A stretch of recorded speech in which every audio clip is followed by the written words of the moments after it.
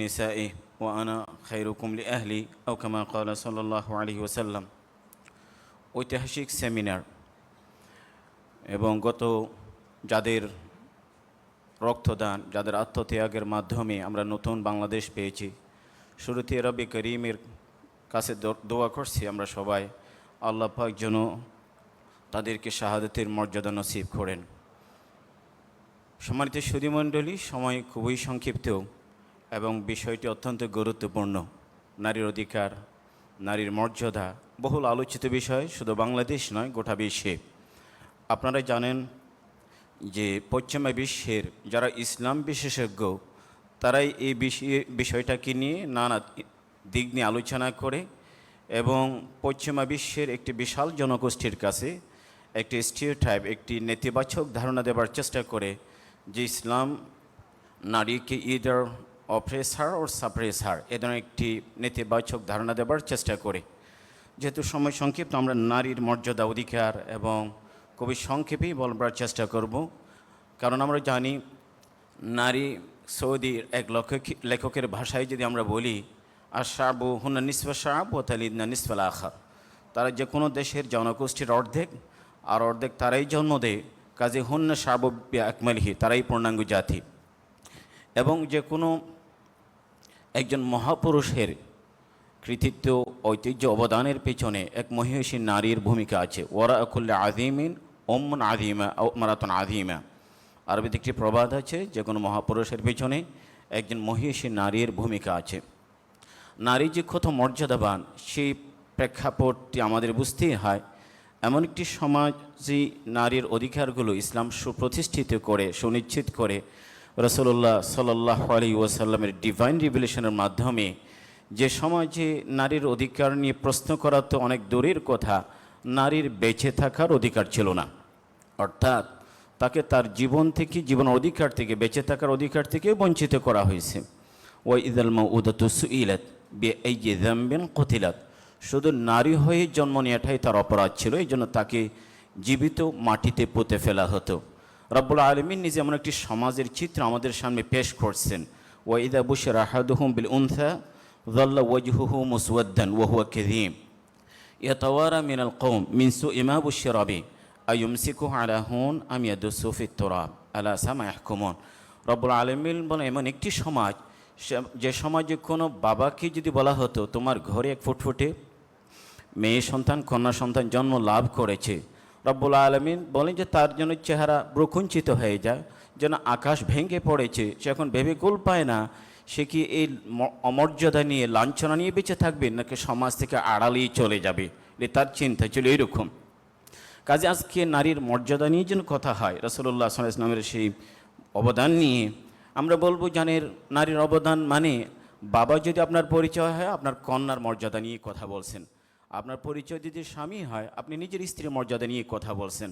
ভাই হলে আপনার বোনের মর্যাদা নিয়ে কথা বলছেন। সন্তান পরিচয় দিলে আপনার মায়ের মর্যাদা নিয়ে কথা বলছেন। ভিন্ন গ্রহের কোনো প্রাণীর কথা আমরা বলছি না। নারী মানব হিসেবে সমস্ত মানুষের অধিকার তো পেয়েই যায়। ইসলাম নারীকে বিশেষভাবে মর্যাদাবান করেছে। অনেকেই সমান অধিকারের কথা বলে, ইসলামী ফেকায় যারা বিচরণ করে তারা দেখতে পায় নারীকে শুধু সমান অধিকার নয়, ক্ষেত্র বিশেষ অগ্রাধিকার দিয়েছে। ডিটেলসগুলো সময় সাপেক্ষ, আলোচনার সুযোগ নেই। ক্ষেত্র বিশেষে তাদেরকে অগ্রাধিকার দিয়েছে। এবং নারীর যে সেই মর্যাদা, কোরআন কারীমে পুরুষের নামে আলাদা কোনো সূরা না থাকলেও নারীদের নামে একটি পূর্ণাঙ্গ লম্বা চওড়া সূরা আছে, সূরাতুন নিসা, এবং হযরত মরিয়মের নামে একটি সূরা আছে। ইসলামের মনে রাখবেন, সাহাবায়ে কেরাম, এই যে সাহাবীর মর্যাদা, এটি আল্লাহ পাক পুরুষের ঈমানের আগে এক নারীর ঈমানকে আগেই কবুল করেছেন। হযরত আবু বকর সিদ্দিক রাদিয়াল্লাহু আনহু মর্যাদা সবচেয়ে বড় সাহাবী নিঃসন্দেহে, কিন্তু ঈমানের তালিকায় দেখা যায় খদিজাতুল কুবরা রাদিয়াল্লাহু আনহা, তিনি সবার আগে ঈমান গ্রহণ করেছেন। রাসূলুল্লাহ সাল্লাল্লাহু আলাইহি ওয়াসাল্লাম বলেন, নিজের স্ত্রী খদিজাতুল কুবরা নিয়ে স্মৃতি চারণ করে, খদিজা আমানাত বি হিনামা কাফারা বিন নাস ওয়া সাদ্দাকাতনি হিনামা কাযাবান নাস। মানুষ যখন আমাকে মিথ্যা সাব্যস্ত করেছে বা অবিশ্বাস করেছে, তখন খদিজা আমার পাশে দাঁড়িয়েছে, ঈমান এনেছে। আর মজার বিষয় হলো, পুরুষের রক্ত সে অনেক পরেই কবুল করেছেন। রব্বুল আলামিন এক নারীর রক্তকে ইসলামের জন্য আগেই কবুল করেন। এই শেরের নারীর নাম হলো যারা সুমাইয়া রাদিয়াল্লাহু আনহা, প্রথম সাহাবী নারী, প্রথম শহীদ নারী। তাছাড়া ইসলামের যে 4 খলিফার কথাই যদি বলি, 2জন খলিফা সরাসরি রাসূলুল্লাহ সাল্লাল্লাহু আলাইহি ওয়াসাল্লামের কাছে ইসলাম গ্রহণ করেন, কিন্তু অন্য দুজন খলিফা আমরা নারীর মাধ্যমেই পেয়েছি। হযরত ওমরকে তার বোনের মাধ্যমেই পেয়েছি, ওসমান ইবনে আফফানকে তার ফুফুর মাধ্যমেই পেয়েছি। ইসলামের জন্য তাদের অবদান ইসলামের মৌলিক কোনো ইতিহাসে নারীর অবদান ছাড়া আপনি কোথাও পাবেন না। আমরা যদি একটু কম্পেয়ারলি সেটাকে আলোচনা করি, সমাজ সুধীমণ্ডলী, আজকাল নারীর যে অর্থনৈতিক অধিকার, তার যে ব্যবসা বাণিজ্য, তার মত প্রকাশ, ভোট দান করা অথবা নানা বিষয় নিয়ে কথা হয়, ইসলাম 1400 বছর আগে সে অধিকারগুলো সুনিশ্চিত করেছে, এমনভাবে দিচ্ছে divine rights, so that nobody will can reject them or nobody can deny them. এগুলো কেউ কেড়ে নিতে পারবে না। আপনাদের কি বিশ্বাস হয় যে 1956 ইংরেজের আগ পর্যন্ত একটা বিশেষ ধর্মে সে কন্যা সন্তান বাপের কোনো সম্পত্তির অধিকার বা কোনো অংশ পেত না? 1920 ইংরেজের আগ পর্যন্ত 19 অ্যামেন্ডমেন্ট আমেরিকান কনস্টিটিউশনে হবার আগে নারীরা কোনো ভোট দিতে পারেনি, অথচ 1400 বছর আগে রাসূলুল্লাহ সাল্লাল্লাহু আলাইহি ওয়াসাল্লামের জামানায় নারীরা তাদের মত দিয়েছেন, মতামত প্রকাশ করেছেন, নিজেদের অভিব্যক্তি প্রকাশ করেছেন। সুলহ হুদাইবিয়ার সময় রাসূলুল্লাহ সাল্লাল্লাহু আলাইহি ওয়াসাল্লাম আর কারো নয়, উম্মে সালামার কাছে গিয়ে পরামর্শ নেন এবং সেই পরামর্শের চমৎকার একটি সমাধানও বেরিয়ে আসে। হযরত ওমর ইবনুল খাত্তাব রাদিয়াল্লাহু আনহু ভাষণ দিচ্ছেন এবং মহিলাদের মোহরের ব্যাপারে যখন তিনি সীমিত করতে চাইছেন, এক নারী দাঁড়িয়ে বলেন যে না, খলিফাতুল মুসলিমিন আপনি করতে পারেন না। কোরআনে কারিমে যেখানে সীমানের রেখা নির্ধারণ করা হয়নি সেটা আপনি করতে পারেন না। হযরত ওমর অকপটে স্বীকার করেন, আসাবাত ইমরাহা ওয়া আখতা রাজুল, আমি ভুল করেছি, এই নারী সঠিক কথা বলেছে। অন্যান্য ধর্মের কথা আপনাদের সামনে আছে, আলহামদুলিল্লাহ প্রত্যেকেই সচেতন, কিন্তু একটু মিলিয়ে দেখবার জন্য যারা আমাদেরকে নারীর অধিকার নিয়ে কথা বলে, তাদের খ্রিস্টবাদের তাদের ধর্মের গোড়ায় আছে ওমেন হ্যাজ নো সোল, নারীর আত্মাও নেই, প্রাণ নেই। যারা নারীকে জীবিতই মনে করে না, তারা কি অধিকার নিয়ে কথা বলবে? অন্যান্য সভ্যতায় তো বলা হয় যে এই মহিলারাগুলো a great source of disruption and chaos all over the world. সারা পৃথিবীতে যত নৈরাজ্য হয়, অরাজকতা হয়, এই নারীরাই মূল উৎস। যারা এই ধরনের নারীর বিরুদ্ধে স্টিরিওটাইপ, নেতিবাচক ধারণা পোষণ করে, তারাই কিন্তু আজকে নারীর নানা অধিকার নিয়ে কথা বলে। পশ্চিমা বিশ্ব 1848 ইংরেজের আগ পর্যন্ত সে নিউ ইয়র্কের যে সেনেকা ফলসে নারী অধিকার নিয়ে যে কথা হয়, তার আগ পর্যন্ত সেখানে নারীর কোনো অধিকার নিয়ে কেউ কথা বলেনি, নারীদের কোনো অধিকারই ছিল না। অথচ ইসলাম তাদের যে ধর্মীয় স্বাধীনতা, সামাজিক অধিকার, অর্থনৈতিক অধিকার, মত প্রকাশের স্বাধীনতা, বিয়ে শাদীর ক্ষেত্রে তার কথাই চূড়ান্ত, এই অধিকারগুলি ইসলাম 1400 বছর আগেই সুনিশ্চিত করেছে। লা ইকরাহা ফিদ্দিন, এটা তার ফ্রিডম অফ, যে বলবো রিলিজিয়ন, কোনটা ধর্ম সে চুজ করবে, এটার অধিকার। আর যদি বলা হয় সামাজিক অধিকার, শিক্ষা, আজকে অনেক বিষয়ে কথা হলেও আলহামদুলিল্লাহ অনেকটা দেরিতে হলেও আমাদের আপুদের জন্য, আমাদের বোনদের জন্য একটি সেশন ডাকা হলো। এটি কি আমরা তাদের প্রতি অনুগ্রহ করেছি? মোটেও না। রাসূলুল্লাহ সাল্লাল্লাহু আলাইহি ওয়াসাল্লামের কাছে মহিলা সাহাবায়ে কেরাম আসেন, ইয়া রাসূলুল্লাহ, পুরুষের ভিড়ে অনেক কিছু আমাদের জানতে ইচ্ছে করলেও সংকোচ বোধ করে আসতে পারি না, আপনি কি আমাদের জন্য একটা দিন আলাদা বরাদ্দ দেবেন? রাসূলুল্লাহ সাল্লাল্লাহু আলাইহি মোটেও কার্পণ্য করেননি। বুখারী শরীফের চ্যাপ্টার আছে বাবুন হালিউ জাউলি নিসাইমুন আলা হেদা, রাসূলুল্লাহ সাল্লাল্লাহু আলাইহি তাদের জন্য একটি আলাদা দিন দিয়েছেন, সেশন নয়, একটি পূর্ণাঙ্গ দিন বরাদ্দ করেছেন তাদেরকে দিন শেখানোর জন্য। কাজে দেখা যায় যে রাইট টু এডুকেশন, শিক্ষার অধিকার, অনেকে নেতিবাচক প্রচারণা করে যে নারীকে বুঝে শিক্ষার অধিকার থেকে বঞ্চিত করা, উঠেও না।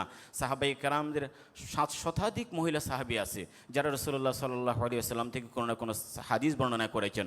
মাওলানা আকরাম নদভী অক্সফোর্ডের প্রফেসর, তিনি হাজার হাজার মুহাদ্দিসাতদের তালিকা, নারী মুহাদ্দিসিনদের তালিকা তৈরি করেছেন, যুগে যুগে যারা হাদিসের ক্ষেত্রে অবদান রেখেছেন।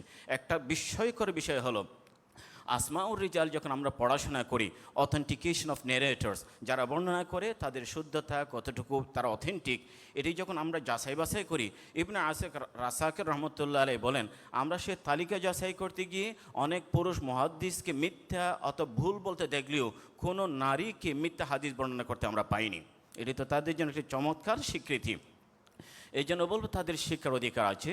এবং পাশাপাশি বিয়ে শাদীর ক্ষেত্রে রাসূলুল্লাহ সাল্লাল্লাহু আলাইহি ওয়াসাল্লামের কাছে এক মহিলা আসলে, ইয়া রাসূলুল্লাহ, আমার বাবা আমাকে বিয়ে দিয়েছেন এমন একটি জায়গায়, ওর আমনাতে এগ্রিড উইথ, আমি সেখানে একমত নয়। রাসূল বলেন সাল্লাল্লাহু আলাইহি ওয়াসাল্লাম, হয়তো তুমি এখনই ক্যান্সেল করতে পারো, এইদার অত ইউ ক্যান কন্টিনিউ, এটা কন্টিনিউ করতে পারো।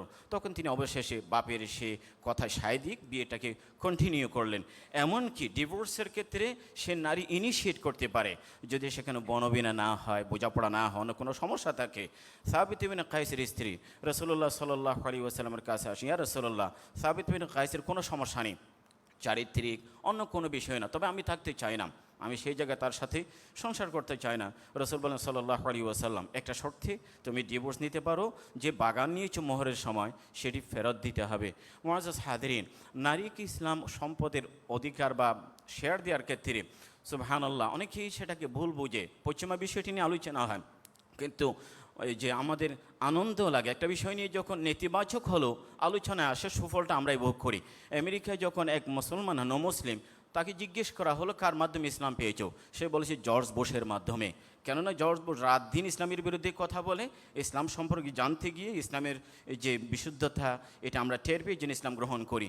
পশ্চিমা বিশ্বে এখন যারাই ইসলাম গ্রহণ করে সেখানে প্রতি 5 জনের মধ্যে 4 জন নারী, প্রতি 4 জন। যাদেরকে নিয়ে এত আলোচনা হয় তারা এখন এত বেশি ইসলাম গ্রহণ করে, কারণ হলো ইসলামে যখন অধিকারগুলো একজন নারী যখন বুঝতে পারে সে আসলে নারী নয়, সে একজন ঘরের রানী, এভাবে তার অধিকারগুলো সুনিশ্চিত করা হয়েছে। সম্পদের যদি পরিমাণে কিছু কম দেওয়া হয়, কিন্তু আপনি জেনে রাখেন নারীর জন্ম থেকে মৃত্যু পর্যন্ত নারীকে ইসলাম কখনো কোনো ফাইন্যান্সিয়াল রেসপন্সিবিলিটি অথবা বার্ডেন দেয়নি, কোনো আর্থিক কোনো দায়িত্ব তার উপরে অর্পণ করেনি, অথচ সে মোহর হিসাবে পায়, বাপের সম্পত্তি পায়, স্বামীর ভরণ পোষণ পায়, তার সমস্ত টাকা পয়সা সে ব্যবসা করলে তাও থাকে, তাকে এখান থেকে এক সিঙ্গেল পেনি তাকে বিয়ে এখানে অর্জন করতে, এখানে ব্যয় করতে হয় না, সে পুরোটাই তার মানিব্যাগে রেখে দিতে পারে।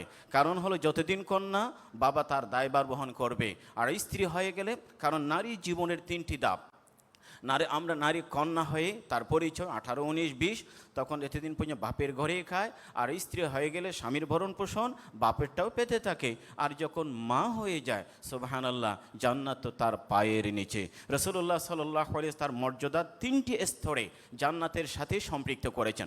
নারী মানেই যেন জান্নাত পাওয়া, কন্যা সন্তান লালন পালন করে সুন্দর জায়গায় বিয়ে দাও, তুমি বাবার জন্য জান্নাত আছে। আর যে তোমার ঘরে কোনো নারী স্ত্রী হয়ে আসে, মনে রেখো পৃথিবীর ভালো মানুষ বাইরে তোমাকে কতটুকু ভালো বলে দ্যাট ডাজন্ট ম্যাটার, আসলে যেটা গুরুত্বপূর্ণ তুমি তোমার স্ত্রীর কাছে কতটুকু ভালো। রাসূল বলেন আমি আমার স্ত্রীর কাছে সবচেয়ে ভালো, খায়রুকুম লিআহলি। আর যখন সে নারী মায়ের মর্যাদা লাভ করে, নারীত্ব যদি মাতৃত্বের স্বাদ না পায়, নারীত্বের জন্য পূর্ণতা লাভ করে না। আর যখন সে নারীর মা হয়ে যায়, ইসলাম বলে এই সন্তান তুমি প্রেসিডেন্ট হতে পারো, প্রধানমন্ত্রী হতে পারো, শিক্ষিত হতে পারো, গোটা দুনিয়ায় কাঁপাতে পারো, তোমার সেই জান্নাত ওই গ্রামের তোমার মায়ের পায়ের নিচে লুকিয়ে আছে। ফাইনাল জান্নাতা তাহতা আকদামিল উম্মাহাত। কাজে নারী কন্যা, নারী স্ত্রী, নারী মা 3টি স্তরে তার মর্যাদা সুনিশ্চিত করা হয়েছে। আর কোনো এমন কোনো অধিকার নেই যে পুরুষ ভোগ করে শুধু নারী হবার কারণে তাকে বঞ্চিত করা হয়েছে, এরকম কোনো অধিকার আপনি খুঁজে পাবেন না।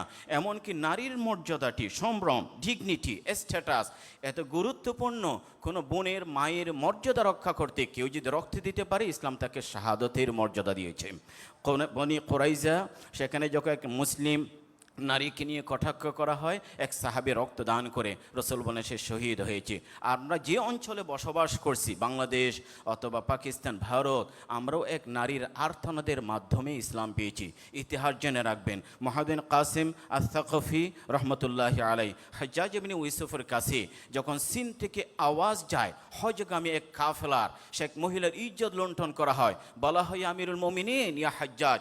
হাজ্জাজ মুহাম্মদ কাসিম আস-সাকফি 17 বছরের যুবককে পাঠায় সেপা সালার সেনাপতি।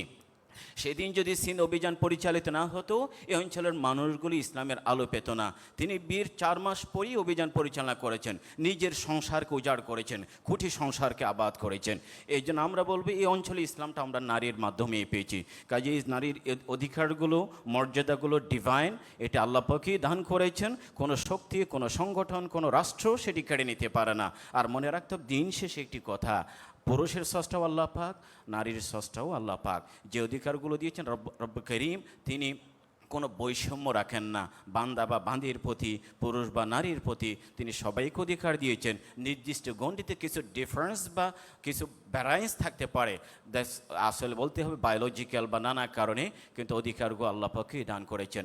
আমরা সে অধিকার, আমরা যারা পুরুষ আছে আমাদের জন্য প্রয়োজন, কারণ নারীকে যে অধিকার থেকে বঞ্চিত করা হয়, কখনো মনে রাখতে হবে সেখানে কোনো না কোনো পুরুষের অবহেলা, স্বামী অবহেলা করলে স্ত্রী অধিকার থেকে বঞ্চিত হয়, সন্তান অবহেলা করলে মা অধিকার থেকে বঞ্চিত হয়, বা অবহেলা করলে বোন অধিকার থেকে বঞ্চিত হয়।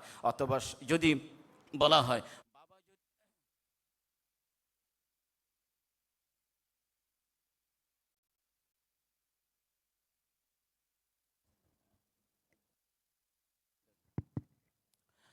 একেবারে শেষ লাইনে আছে, আমি কিছু আমার ফ্লোর শেষ, টাইম ইজ ওভার। আচ্ছা, লাইনে যদি বলি যে বাবা অবহেলা করে তার কন্যা তার অধিকার থেকে বঞ্চিত হয়, আমরা পুরুষ যে অবস্থানেই থাকি, আমরা দায়িত্বশীল হলে আমাদের মা বোনরা তাদের অধিকার পেয়ে যায়, তাদের মান মর্যাদা পেয়ে যায়। রাসূলুল্লাহ সাল্লাল্লাহু আলাইহি ওয়াসাল্লাম নারীর এই মর্যাদাকে সুনিশ্চিত করবার জন্য, প্রতিষ্ঠিত করবার জন্য লক্ষাধিক সাহাবায়ে একরামকে আরাফাতের পবিত্র প্রান্তরে বিদায় হজ ভাষণের একটি অংশ করে দিয়েছেন। ইস্তাউসু বিন্নিসাই খায়রান, তাদের প্রতি সৎ ব্যবহার করবে। ও আশিরুহুন্না বিল মারুফ, এক হাদিসে রাসূলুল্লাহ তামলিকুহুন্না, ইউ ডোন্ট ওন্ট দেম, তোমরা তাদের মালিক নও, তোমরা আল্লাহ পাকের প্রতি কথা দিয়ে হালাল করে হয়েছে তোমাদের জন্য, তোমরা তাদের অধিকারের প্রতি নজর দেবে। রব্বুল আলামিন তৌফিক দান করুন। ওয়া আখিরু দাওয়ানা আলহামদুলিল্লাহি রাব্বিল আলামিন।